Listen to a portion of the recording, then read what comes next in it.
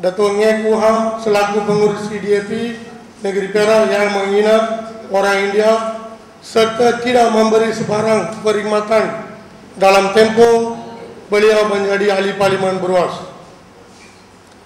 Dengan ini, kami ahli DAP kawasan Beruas mengumumkan bahawa kami sepakat daripada sekarang keluar parti DAP dan akan memberi sokongan penuh kepada semua calon BN di Parlimen Beruas, Dun Pangkalan Baru dan Dun Pantarames.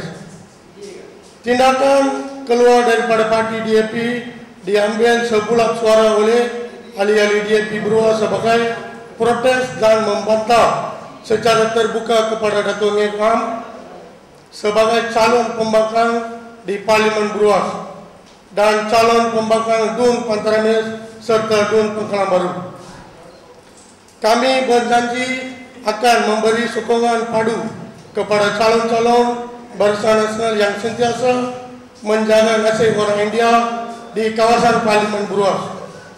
Walaupun Parlimen Beruas dibenangi oleh Dato' Ngek Kuham dalam PRU ke-12, dia tidak pernah turun pada menyelesaikan masalah pengundi. Tetapi Dato' Chang Koo Yoon, Dato' Abdul Manaf bin Hasim dan Ko Su Yun membantu masyarakat India di Parlimen Beruas. Kami berjanji akan menentukan mimpi Pakatan Rakyat ke Putrajaya tidak jadi kenyataan. Kami sokong penuh pemimpin Dato' Seri Najib Tun Razak dan Dato' Seri Zamri bin Abdul Qadir dari Kerajaan Barisan Nasional. Sekian, terima kasih. Tahun 2012, lebih kurang macam itu, dekat Cenggakuring ada sebuah kuil India yang mau mendirikan buat baru ini. Semasa itu mereka meminta sumbangan daripada Dato' Ngek Kuham.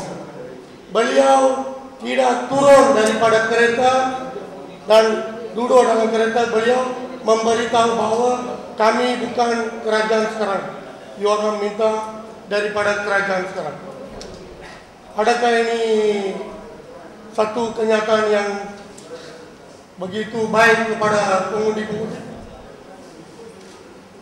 Dan saya juga ingin mau tanya beliau, apakah sumbangan beliau terhadap masyarakat India di kawasan Parlimen Beruas selama ini?